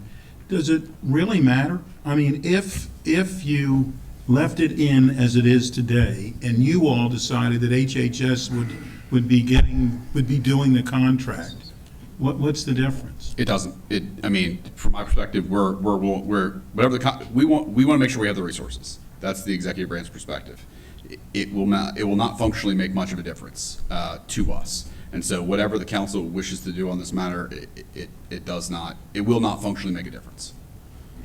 Well, candidly, I want the money to be appropriated. I don't know that it really does matter whether or not we do it the way that this motion is indicating. And as far as I'm concerned, the money can stay in the way it is now. But I certainly will go along with the will of the body. All right. Just going to make a couple comments here. I'm really frustrated by this conversation. I was out there on Friday night, and the people that are on the front lines doing this work 24/7 are exhausted. And what they are seeing is something that they haven't seen in more than 15 years. And we're discussing process and analytics, which are important, but I hope they're not watching this video. Because this is entirely intended to provide support for these folks that are on the ground, that are working 24/7, sacrificing times away from their families to be able to provide support to kids who are just trying to go out and live their lives. 727 guns have been confiscated in the last 6 months, 523 the entire previous year. If it takes moving this motion in order to be able to pass this particular legislation, then that's fine. But we need to be able to advance this money so that it can get out to the people that are doing the actual work on the ground, trying to provide support for these kids. And we cannot disengage. We have to acknowledge that law enforcement absolutely does play a really important role with the situation that's on the ground right now. We have to ensure transparency and accountability. Next week, we're going to be voting on the Police Advisory Board members, and I am confident that we will continue to be able to walk and chew gum at the same time. But these funds need to be out in the community right now. So I will support this motion because, as noted by the county executive's office, it doesn't really matter where it goes, just as long as it gets out into the community, and that's fine with me. But I do think that we need to allocate these resources and address what's happening on the ground right now. So we have a motion on the floor in a second. All those in favor, please raise your hands. Oh, Councilmember Rice. I'd like to be recognized, sir, because look, I'm going to tell you right now, it's crazy to me that we just allocated over $20 million and didn't have a single discussion about it, but we have a couple $100,000, and we've now been talking about this ad nauseum about where it goes. I hope that people are paying attention. I hope that people who are voting are paying attention. Real talk. And these are my friends and colleagues, but this is ridiculous that we are having a discussion about some kind of process when it should have been automatic and everybody's damn hand should have gone up, period. I got people dying in Germantown asking for help. Asking for help. And we're going to be talking about process and where it is. Oh, it's under police. It's under HHS. It's under Street Outreach Network. Who gives a damn? We need to make sure that the programs are there, period. Shame on us for going to this kind of discussion level about something that's supposed to be helping people. That is not what I signed up for. Okay, we have a motion on the floor in a second. All those in favor of the motion, please raise your hands. All right, that is 1, 2, 3, 4. That is Councilmember Jawando, Councilmember Reamer, Councilmember Hucker, and myself. All those opposed. Councilmember Navarro, Councilmember Rice, Councilmember Friedson, Councilmember Glass, Councilmember Katz. The motion fails. We have 727. Can I get a motion to accept the appropriation? So moved by Councilmember Katz, seconded by Councilmember Rice. All those in favor of this special appropriation, please raise your hands. And that is unanimous among all those present. Thank you very much for coming forward to us today. All right, that moves us on to the next item on the agenda, which is a district council session. This requires some setup, so please bear with me. The council granted a request for oral argument on May 10th. Each side will have, so we have the representatives from the hearing examiner here. Ms. Nadeau, I'm going to ask you to please provide some context and overview because I have to collect my thoughts here. So please, if you can provide an overview of this, I'd appreciate it. So this is a local map amendment. As you know, local map amendments go to the hearing examiner. The hearing examiner holds a hearing and then sends a report and recommendation over to the council to either approve, remand, or deny. A couple months ago, we received a request for oral argument, which the council granted, so that's what we are here for today. The parties each will have a total of 10 minutes to speak, and they've each chosen to reserve some of that time for rebuttal, and the timer will be up in front of you all.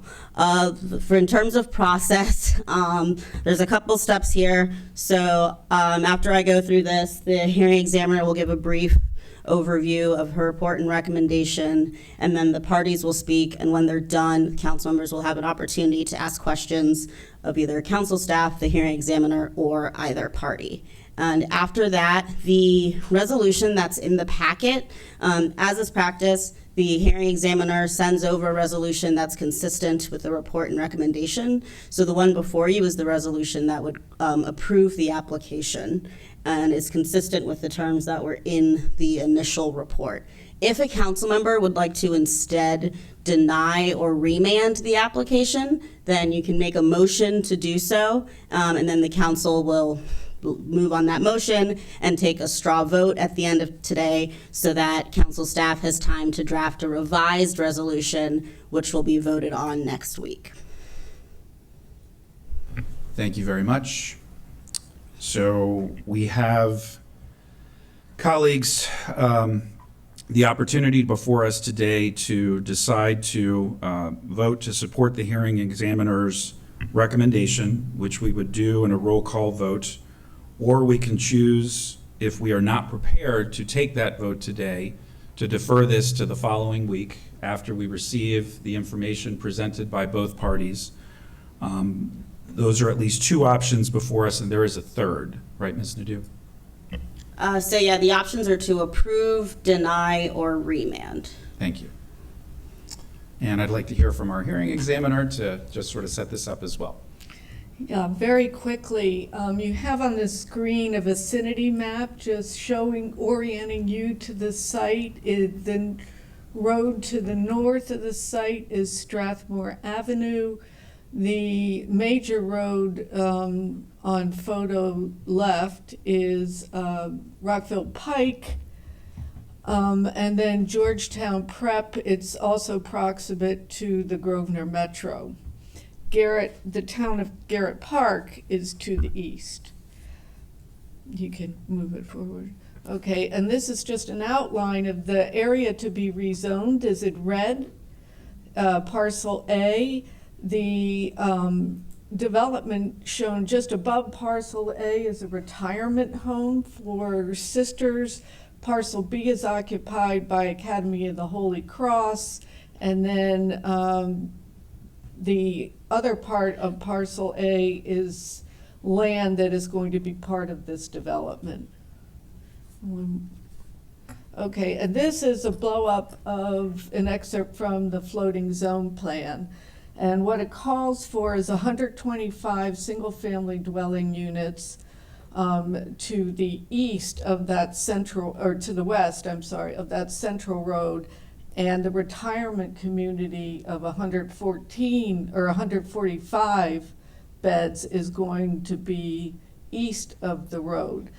You're going to be hearing, I suspect, about traffic, one of the items, and during the hearing, just to highlight for you, EYA did do a traffic study and offered it would require mitigation.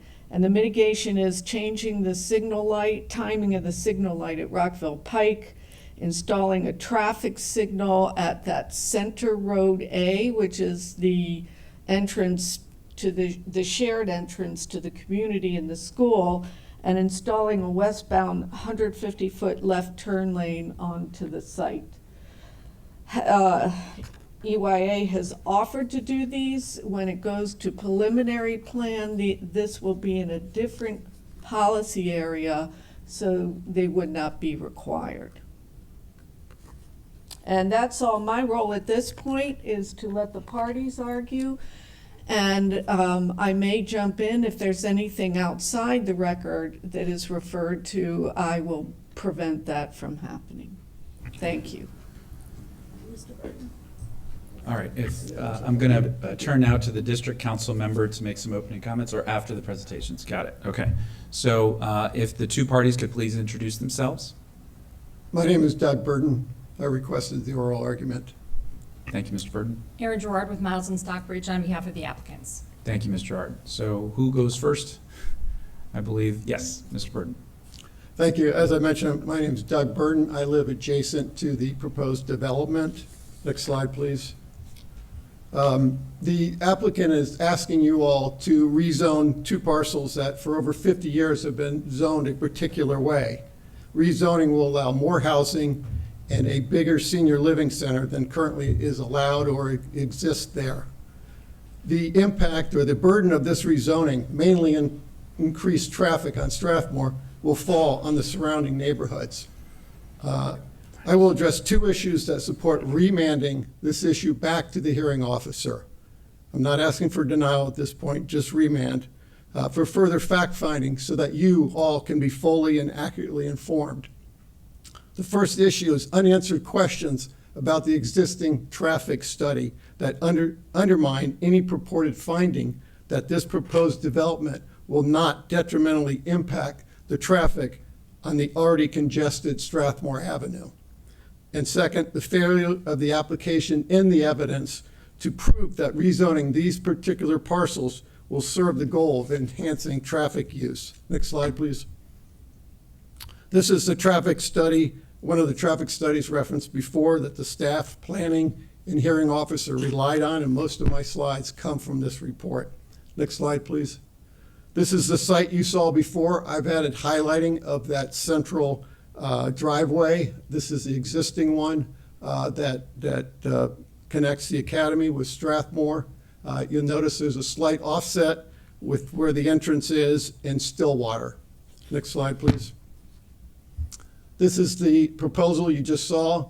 I've added more highlighting. As she mentioned, the central entrance is moved eastward, and that entrance will serve the academy, will also serve the senior living facility and at least some of those townhouses.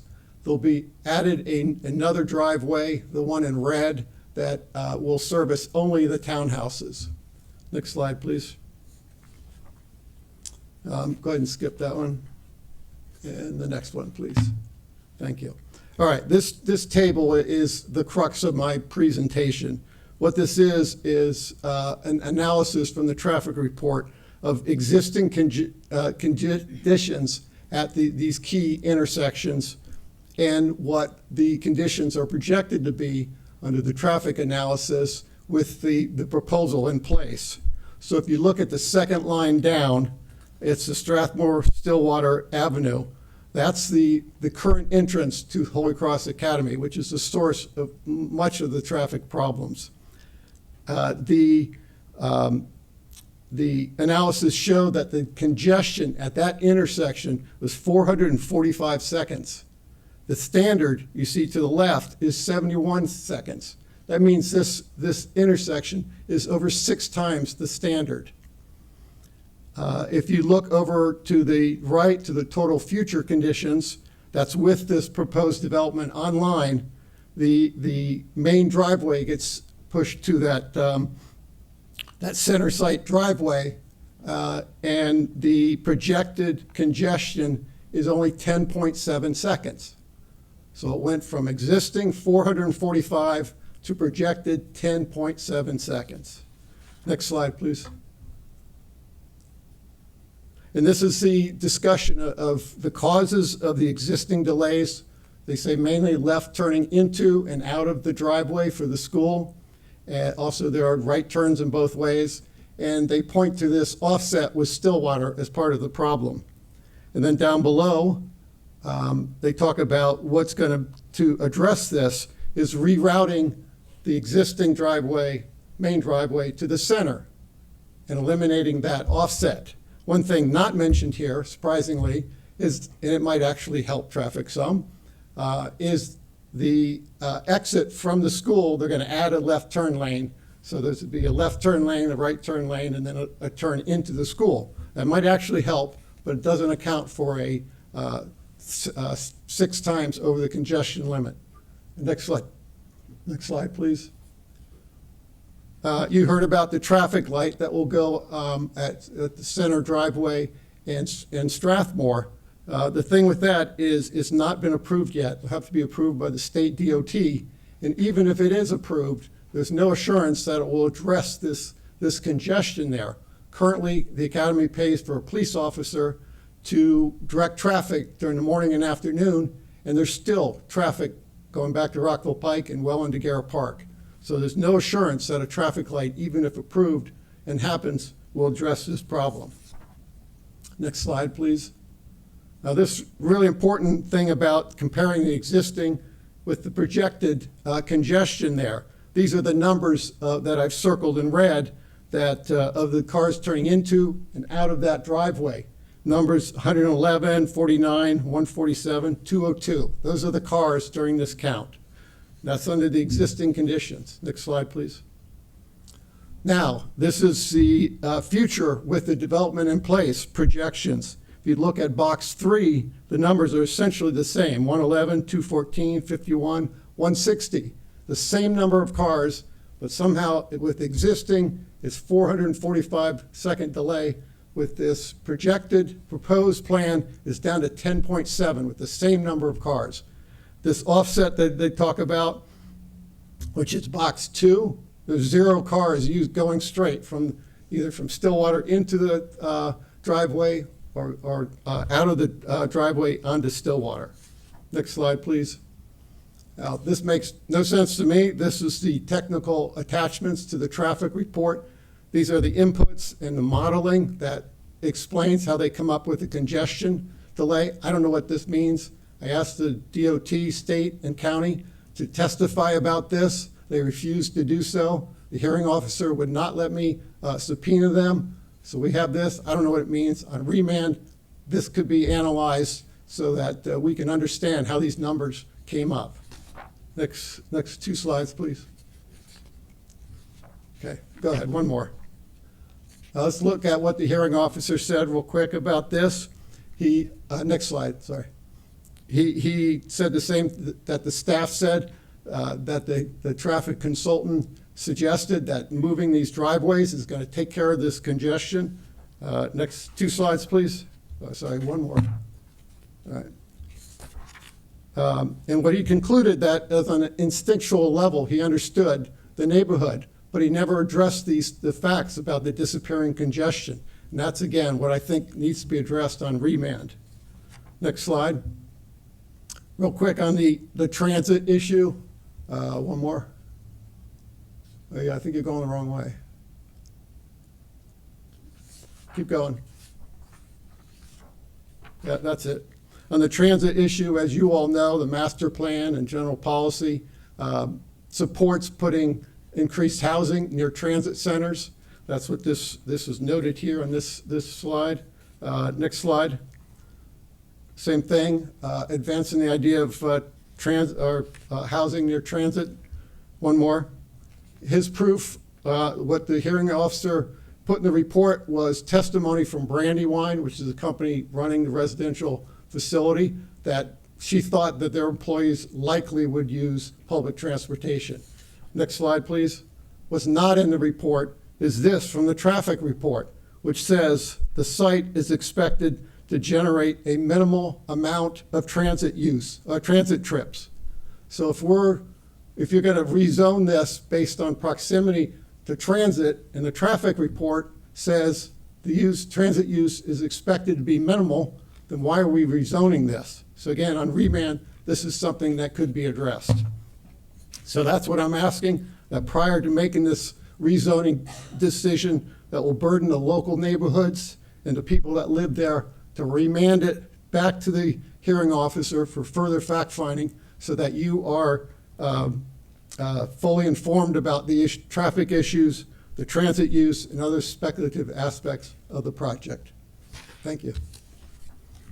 Thank you. And if Ms. Nadeau, I have this correct, Ms. Gerard has a chance to rebuttal now. Ms. Gerard, yeah. Correct, and I'd asked for my time to be divided 5 and 5. If I go over my initial 5, that's fine. It'll probably be more like 7 to 3, just so you know. I'd like to hit most of the points off the bat. So thank you. Good afternoon, everyone. As I mentioned, I'm Erin Gerard on behalf of the applicants. This application proposes much-needed housing and an assisted living facility in a red policy area close to Metro. By most accounts, this is the type of development that's desirable by the county. However, as of today, this application will have been pending for over 10 months, and this is only the first step in the entitlement process. As noted in our April 19th letter, which is in your packet, circle 4 to 6, we felt strongly that oral argument was not warranted in this case. The review process for local map amendments is rigorous and invites extensive community participation, and the system worked here. By his own admission, Mr. Burden was deeply involved in the LMA proceedings, corresponding directly with relevant agencies, asking numerous questions, many of which he continues to ask today, and obtaining detailed answers. He fully participated in the OZA hearing, and he was able to cross-examine the applicant's witnesses, including their traffic consultant. His concerns have therefore been raised to and analyzed by all reviewing agencies, which agencies have the technical expertise to properly evaluate Mr. Burden's claims. This back and forth is clearly evident from the record, including the analysis and questions and answers you can find, for example, on circles 97 through 100 in your packet, 106 through 123, just as an example. At the end of the day, all of Mr. Burden's questions have been addressed, and none of the relevant agencies found any valid basis for his concerns. In addition to these procedural safeguards, as you know, there are standards by which issues such as traffic impacts are evaluated in the county, which come out of the growth policy that the council adopts every 4 years. This analysis can be very technical in nature, and that's why there are experts in the private sector that prepare the reports and experts in the various state and county agencies who independently review them. As noted by the hearing examiner, while Mr. Burden's concerns may be real and sincere, they are not grounded in actual evidence or expertise, and the weight of the evidence in this matter, including the opinions of the applicant's expert, technical staff, the planning board, and the hearing examiner, greatly outweigh Mr. Burden's personal opinions about traffic impacts. To dive into the details, if you look at figure 2 on circle 10, or it was also up on the screen, exhibit 62 from the hearing examiner, you will see the existing conditions of the property. Most relevant to these proceedings, as has been noted, you can see that the existing entrance drive for the Academy of the Holy Cross is offset from Stillwater Avenue to the north. This offset is problematic in and of itself from a staff traffic standpoint, as it makes it much harder for vehicles to navigate the various turning movements that are going on at that intersection. Additionally, the school currently only has one egress lane, so cars trying to go right must stack behind the cars waiting to go left. As shown on figure 5 on circle 19 of your packet, the proposed development would not only align that intersection, but also move all of the school traffic away from it, placing it in a new main entrance to the west that has 2 egress lanes. This in and of itself will drastically improve upon existing conditions. As part of the LMA, 2 different traffic studies were submitted. The original was submitted on December 18, 2020 and reviewed under the old subdivision staging policy because the new one had not yet been adopted.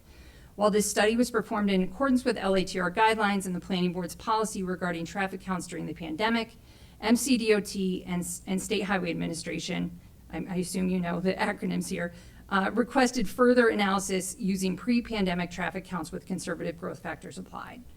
The applicants therefore prepared and submitted a supplemental analysis. And that one was the one that showed that a new left-bound turn lane on Strathmore Avenue at the project and school's new main entrance, as well as the installation of a traffic signal at this intersection, would greatly improve upon existing conditions. So these measures, in concert with the ones that I've already explained, including the alignment of the intersection and movement of school traffic away from it, will drastically improve traffic conditions. And those are the referenced delays. They are significant. I can tell you in my 20-some years of practicing land use in this county, I've never seen a traffic report that actually reported in a better situation after development.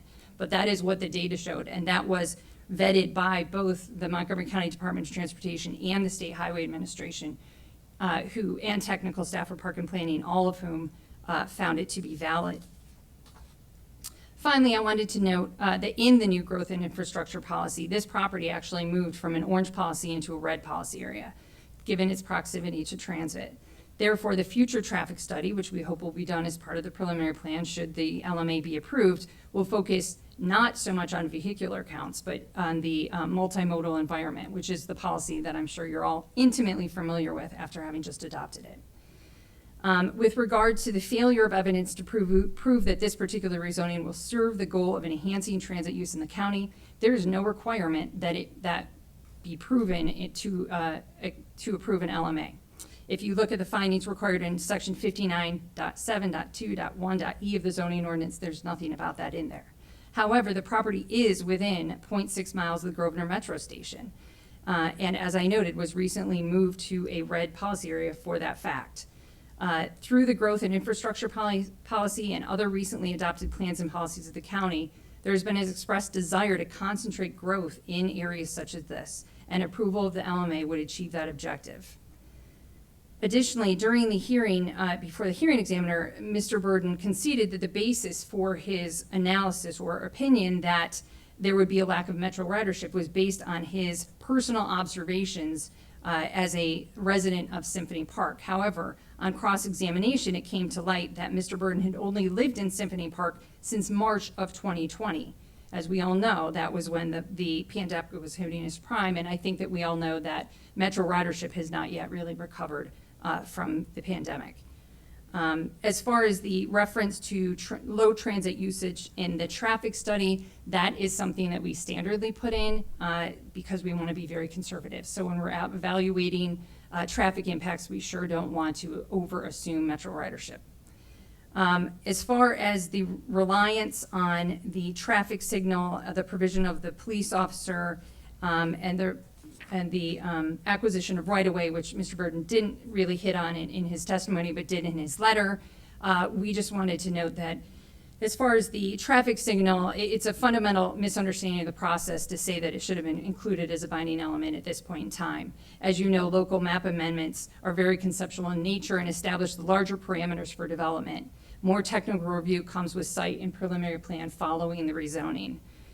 With regard to the traffic signal and turn lane, I would direct your attention to Circle 132, where Kwesi Woodruff of SHA explicitly stated that the improvements would be required as part of the access permit, but they were waiting on further information at the next stage to properly evaluate it. With regard to the police officer, none of the studies assume that the police officer was there or would continue to be there. So none of the findings are based on the presence or absence of that police officer. And with regard to the off-site sidewalk, while the applicant will be exploring that as part of the preliminary plan, again, it was not a basis for any of the findings of technical staff, planning board, or the hearing examiner. So with that, I'll reserve the last 2 minutes of my time. Thank you. Mr. Burden, I believe you have 1 minute left in your time. All right, thank you. As to my testimony, I did have a full chance to testify, and I testified about 445 seconds being reduced to 10.7 seconds with no change in the traffic counts. I testified about the traffic report saying it's minimal use, and that's not in the report either. So I testified, but it wasn't all heard. The experts that were referred to, they avoided testifying at this hearing, and I was not able to subpoena them. So, you know, they looked at it, but they didn't follow through at the evidentiary hearing, which would have gotten to you.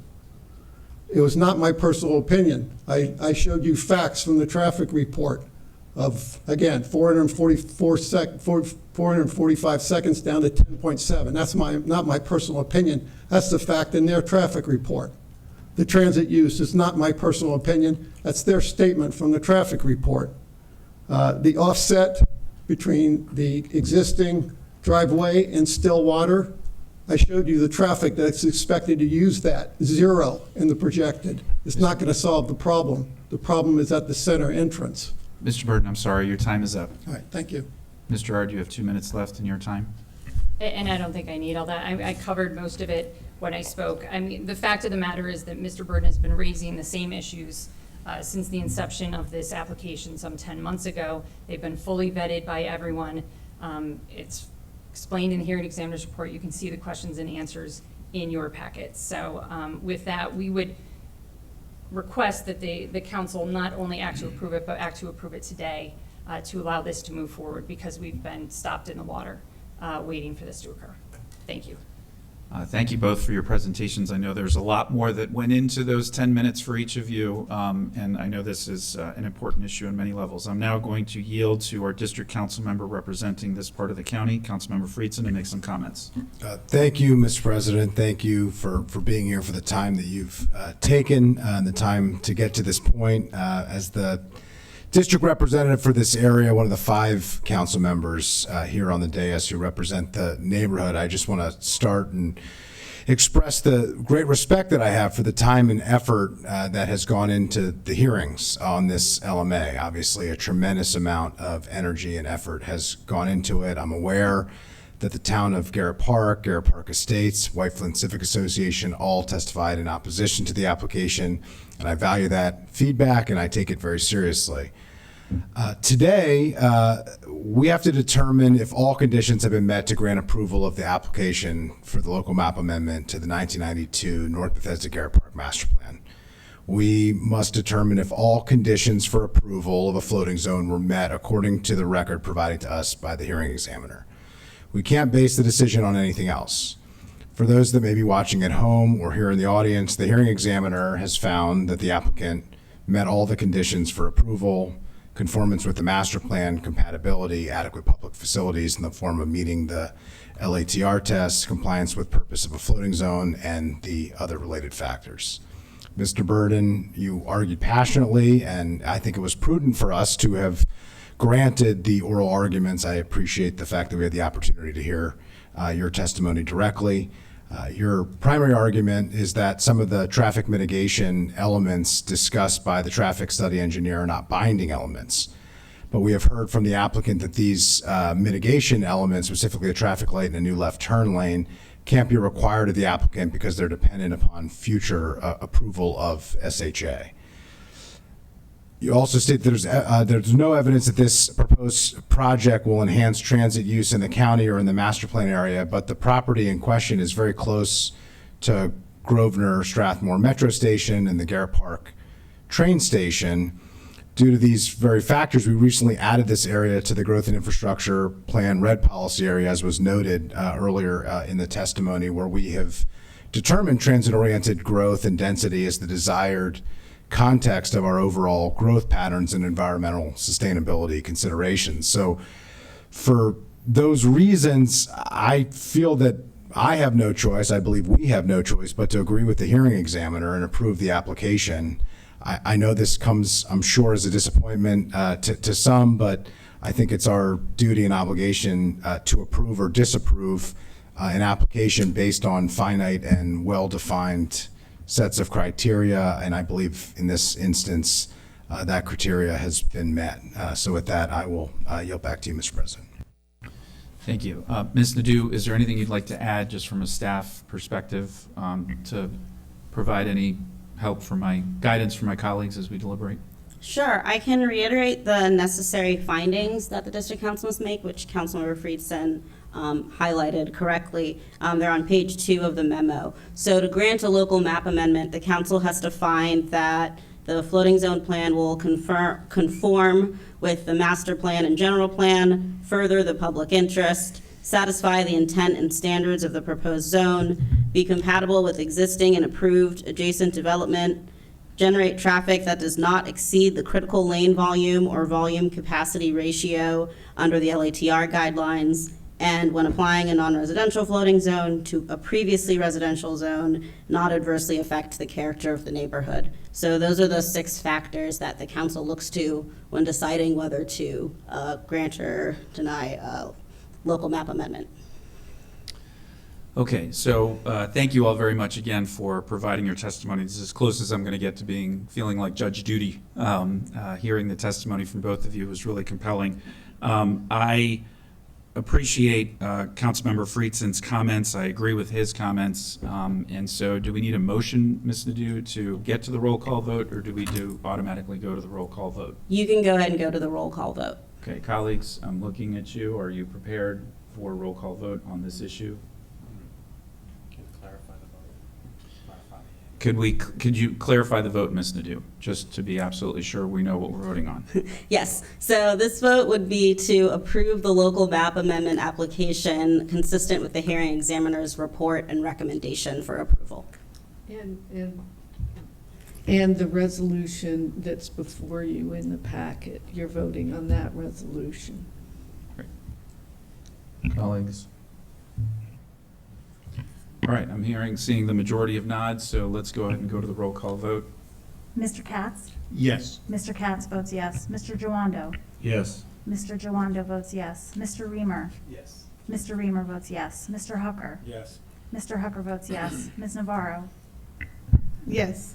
Ms. Navarro votes yes. Mr. Rice? Yes. Mr. Rice votes yes. Mr. Friedson? Yes. Mr. Friedson votes yes. Mr. Glass? Yes. Mr. Glass votes yes. Mr. Albornoz? Yes. Mr. Albornoz votes yes. All right, let the record show that passes unanimously. Thank you all very much for coming forward today. We now move on. These are just announcements and introductions, colleagues, so I will get through these quickly so we can go to closed session.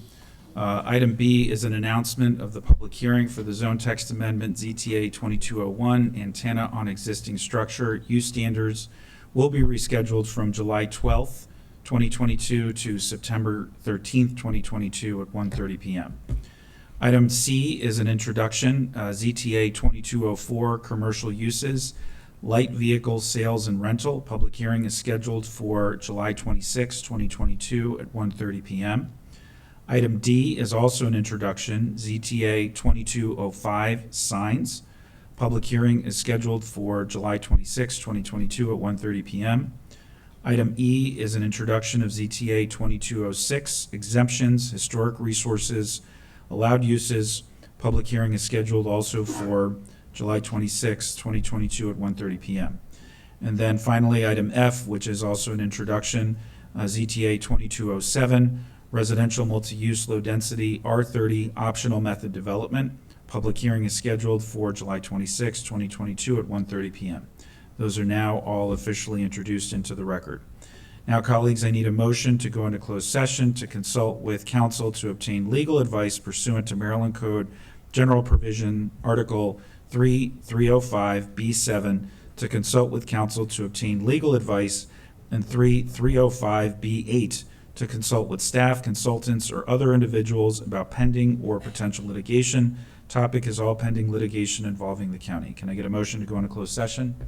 Moved by Council Vice President Glass, seconded by Councilmember Katz. All those in favor, please raise your hands. And that is unanimous. And with that, we are adjourned. Thank you.